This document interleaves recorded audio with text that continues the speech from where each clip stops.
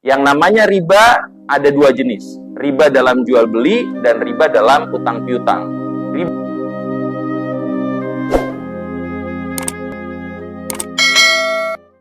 Riba itu definisinya disampaikan oleh ulama. Dalam definisi ini terkandung dua hal yang di sana menunjukkan bahwa riba itu ada dua jenis.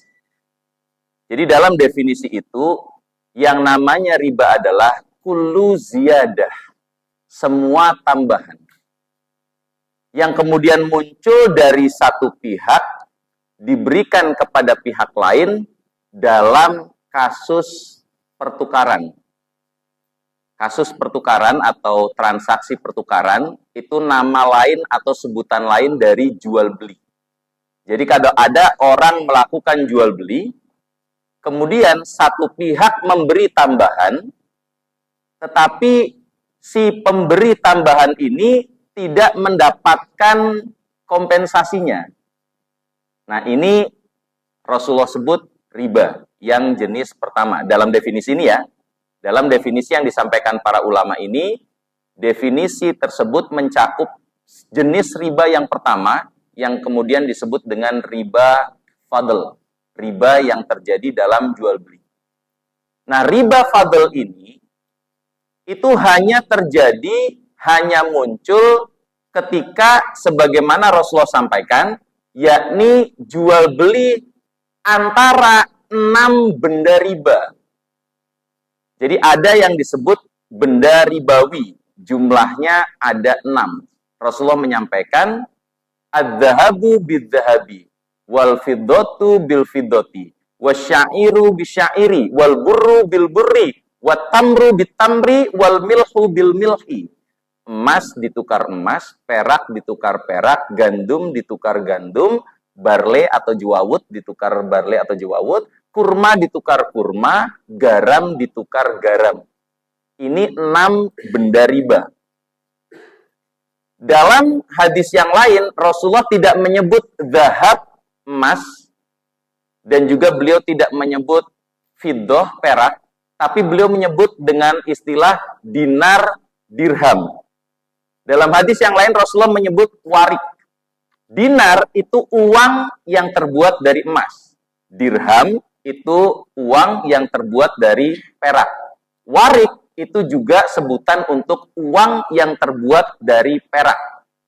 Warik ini kalau teman-teman dengarkan di surah Al-Kahfi itu ya, yang setiap malam Jumat atau hari Jumat itu dibacakan itu, di sana ada kata warik, uang yang terbuat dari perak. Sehingga yang dimaksud Rasul 6 benda riba itu adalah emas, perak, dan juga mata uang.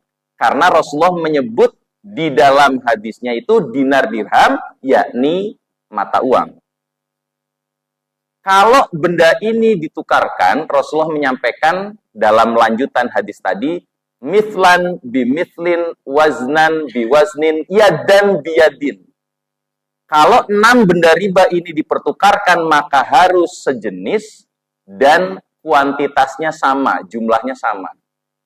Sehingga emas 3 gram, kalau ditukar dengan emas juga harus 3 gram. Kalau ada kelebihan yang satu ngasih 4 gram, kemudian lebihannya kok tidak dapat kompensasi balasan, selisih 1 gram itu antara 4 dan 3 adalah riba.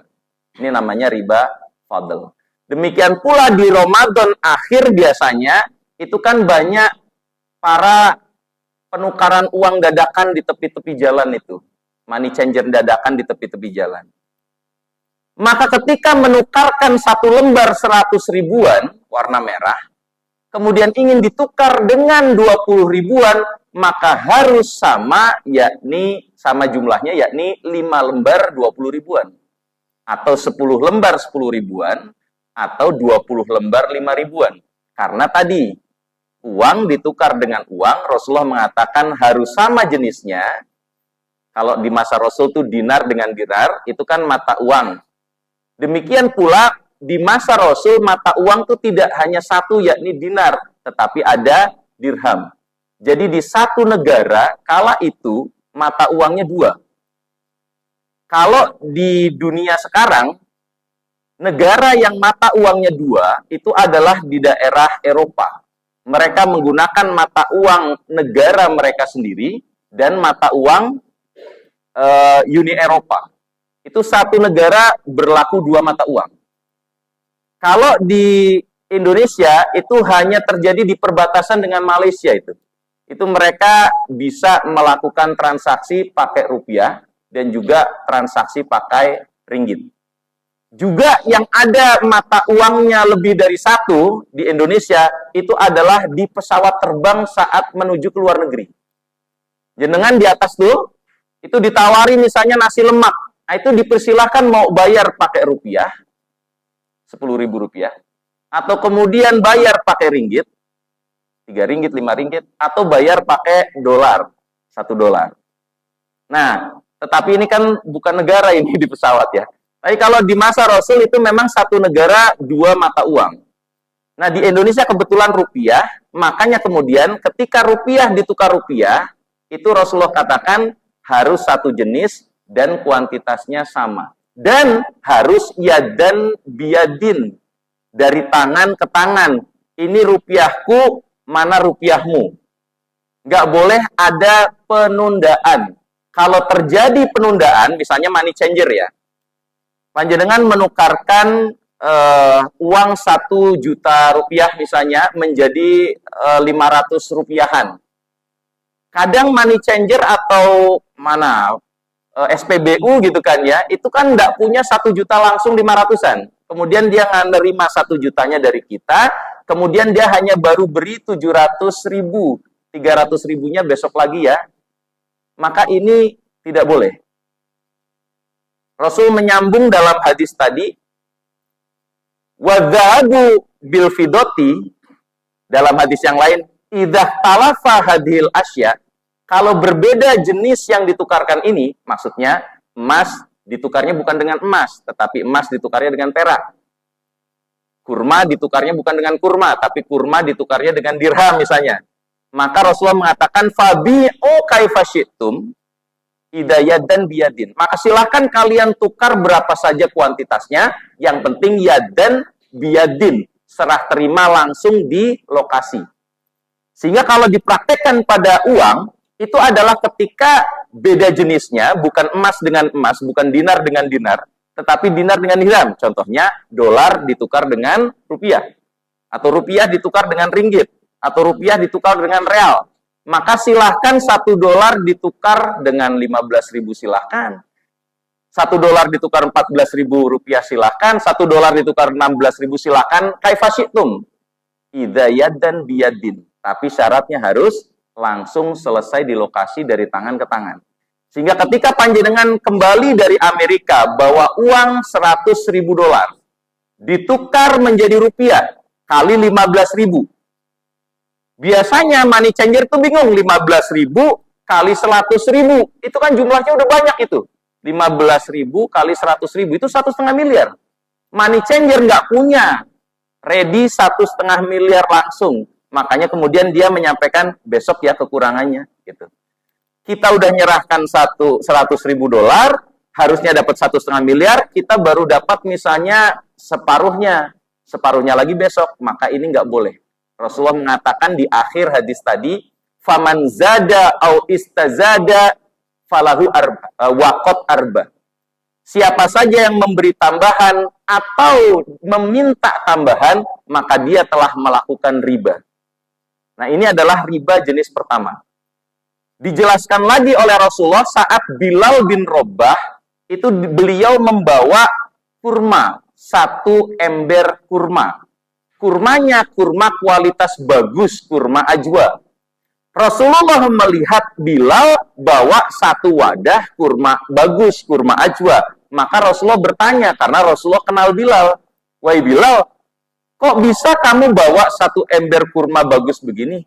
Karena beliau tahu Bilal punyanya kebun kurma, pohon kurma yang kualitas rendah.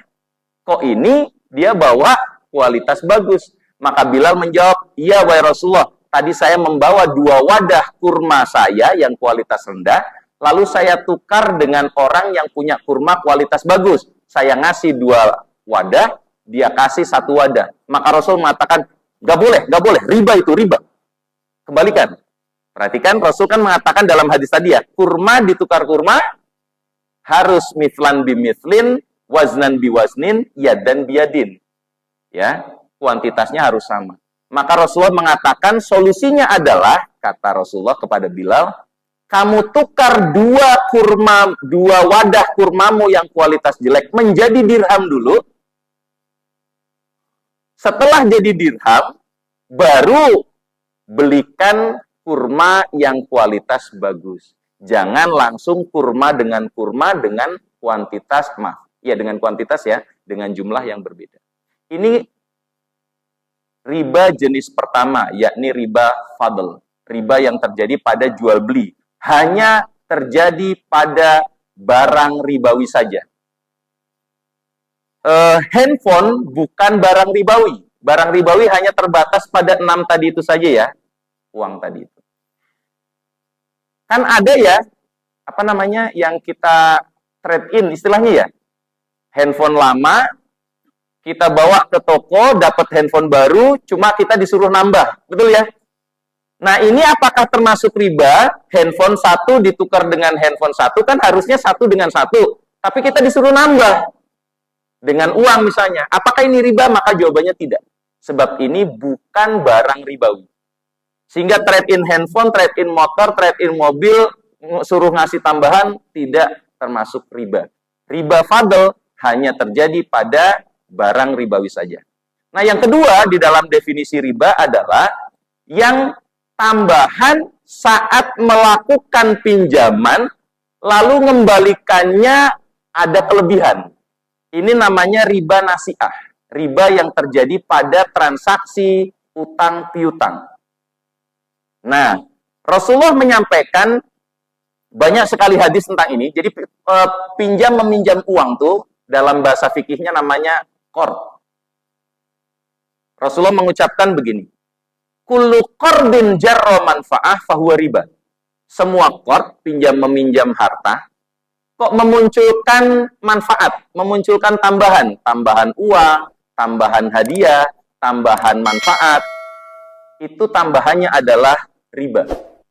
Rasulullah menyebutkan dalam hadis yang lain lebih detail, idza aqrada ahadukum qardon, kalau salah seorang di antara kamu minjemin uang ke orang lain dengan cara qard, dengan transaksi qard tadi pinjam meminjam, fa'uhdiya, kemudian kamu dikasih hadiah barang, au uhmila 'ala dabbah, atau kamu diberikan fasilitas kendaraan, misalnya jalan-jalan ke mana kalau sekarang, wisata ke Bali, wisata ke mancanegara, termasuk wisata umroh.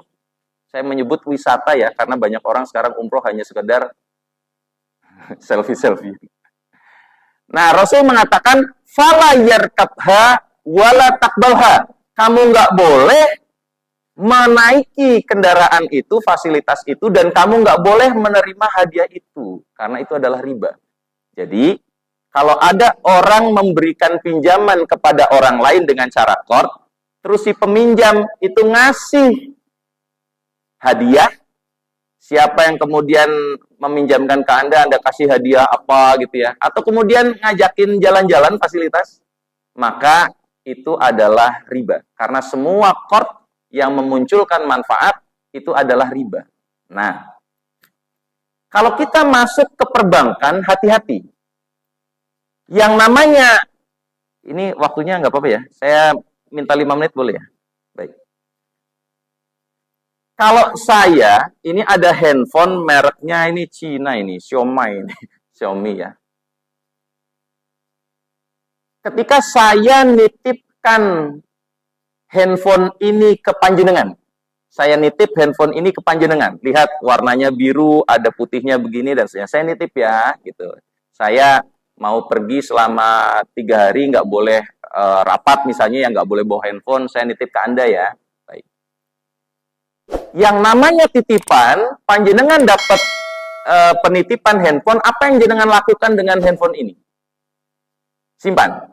Betul? Nggak dijual? Hah? Nggak digadekan? Betul, itu yang harusnya dilakukan. Sehingga saat saya datang ke Anda 3 hari kemudian, handphone yang kemarin saya titipkan mana? Saya minta lagi. Maka yang akan saya dapatkan handphone yang ini kan? Merek Xiaomi ini, kemudian ada warna biru begini, ada seterusnya, betul? Demikian pula kalau saya nitip motor apa? Yamaha Vino, nomor platnya sekian. Maka saat saya nitip, besoknya saya ambil, saya minta, mesti Vino dan nomor platnya sama, betul? Nggak ganti nomor platnya, kan? Baik.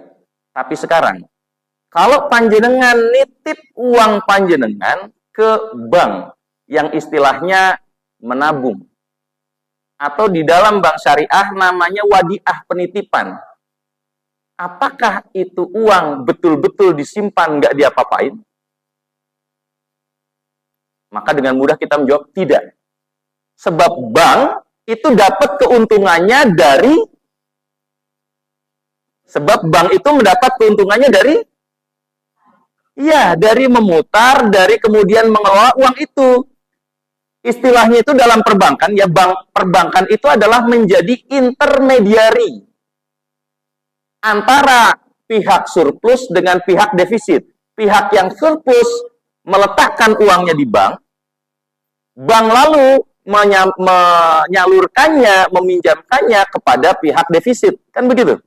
Kelebihan uang, nabung, yang kekurangan uang itu dipinjamkan.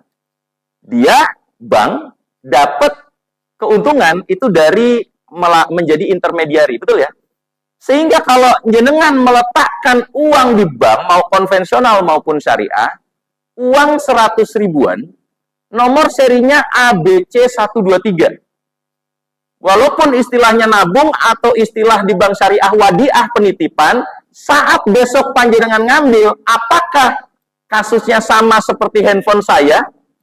Apakah kasusnya sama seperti seperti motor saya dengan plat nomor sama? Apakah yang akan jenengan dapatkan adalah nomor seri ABC123? Jawabannya tidak. Mengapa? Karena uang yang kita letakkan di bank bukan dijaga, disimpan sama dia, tetapi dibelanjakan. Betul ya? Nah, maka kemudian ini sebenarnya bukan transaksi penitipan alias wadiah. Itu para ekonom Islam di dunia, termasuk kemudian para ulama-ulamanya itu sudah menyampaikan bahwa bank Islam atau bank syariah itu sekarang memakai nama wadiah itu salah nama. Contohnya Profesor Dr. Ali As-Salus itu ya, salah satu ekonom Islam dunia. Itu sebenarnya transaksi qard, bukan transaksi wadiah. Transaksi qard tadi minjemin uang. Lalu kalau saya minjemin uang ke Dokter Rano, uang saya diapain sama Dokter Rano? Nggak disimpan kan? Tapi dipakai buat apa? Buat apa belanja? Lalu saat saya minta, dibayar oleh beliau bukan dengan uang dengan nomor seri yang sama yang saya beri kan? Tapi diganti dengan yang semisal. Ini namanya transaksi qard. Nah, Rasulullah menyampaikan, kullu qardin jarro manfa'ah fahuwa riba. Semua qard yang memunculkan manfaat itu riba. Sehingga ketika nabung di bank konvensional, kok dapat manfaat berupa hadiah motor, hadiah tablet, itu riba. Atau hadiah wisata ke Lombok, hadiah wisata ke Singapura, atau umroh. Itu adalah sebagaimana Rasul sampaikan, kalau kamu minjemin uang ke orang lain, misalnya kamu meminjamkan uang ke bank, kemudian bank kok ngasih kamu hadiah barang, atau kamu diajak naik kendaraannya, kan fasilitas tuh ya, wisata, maka itu adalah riba. Di akhir hadis tadi, Rasulullah kemudian memberikan pengecualian. Illa antakuna bainahu wa bainahu qabla dalik. Kecuali kalau saling memberi hadiah dan minjemin kendaraannya, itu sudah biasa terjadi antar mereka sebelum transaksi qard pinjam-meminjam terjadi. Jadi sebelum utang piutang terjadi, antar dua pihak ini sudah biasa saling memberi hadiah atau saling memberi atau meminjamkan kendaraan. Nah, jujur-jujuran saja, sebelum orang ada utang ke bank, apakah dia dengan bank sudah biasa saling beri hadiah? Enggak. Sehingga tidak termasuk yang dikecualikan dalam hadis ini. Yang ikut terkecualikan dalam hadis ini misalnya adalah orang tua dengan anak. Sudah biasa orang tua dan anak saling beri hadiah, betul? Maka kalau orang tua pinjam duit anaknya 1 juta, kemudian orang tua mengembalikannya 1 juta plus, nih bapak tambahin 200.000, itu bukan riba. Atau, siapa lagi? Suami istri. Pernah minjem duit istri? Oh, manggut. Wah, pernah ini berarti. Berarti gitu kan ya. Nah, ini sekedar contoh saja. Saya duga suami dan istri sudah biasa saling beri hadiah, betul? Mahar itu kan salah satu bentuk hadiah suami ke istri. Maka ketika suami pinjam uang istri, misalnya 3 juta, lalu saat kembalikan gitu kan ya, ini 3 jutanya, nah ini tambahan nih buat kamu 500.000. Itu bukan riba. Itu. Atau, mana lagi yang sudah biasa, tetangga sebelah. Tapi tetangga sebelah jangan di perumahan ya, kayaknya agak sulit contoh di perumahan. Tetangga sebelah di kampung tuh biasanya udah biasa saling ngasih apa? Buah lah gitu kan ya. Ketika kita punya pohon buah kita kasih ke samping, atau mereka misalnya punya kelebihan kue atau sayur mereka kasih, itu sudah biasa saling beri hadiah. Nah, kalau utang piutang dengan tetangga yang sudah biasa saling beri hadiah, saat kembalikan kok tidak ada tambahannya. Ingat, tambahan tuh berarti inisiatif dari yang pinjem ya, bukan si pemberi pinjaman yang ngasih piutang udah nuntut dari awal. Kamu pokoknya kembalikan harus ada lebihannya. Kalau ini jelas riba kalau disyaratkan di awal. Tapi kalau tidak disyaratkan di awal, tetapi memang si peminjam ingin memberikan rasa terima kasih, kalau sebelum pinjam meminjam terjadi sudah biasa saling beri hadiah, maka tambahan ini bukan riba. Karena masuk dalam pengecualian yang disampaikan oleh Rasulullah. Tapi kalau tidak masuk dalam pengecualian, maka itu riba. Nah, itu jawaban saya. Yang namanya riba ada 2 jenis. Riba dalam jual beli dan riba dalam utang piutang. Riba dalam jual beli hanya terjadi pada 6 barang riba. Salah satunya adalah mata uang. Sedangkan riba di dalam pinjam meminjam itu adalah kalau kita meminjamkan uang ke orang dalam bentuk qard, kemudian saat pengembalian kok berlebih. Nah, itu adalah riba nasiah. Demikian dari saya.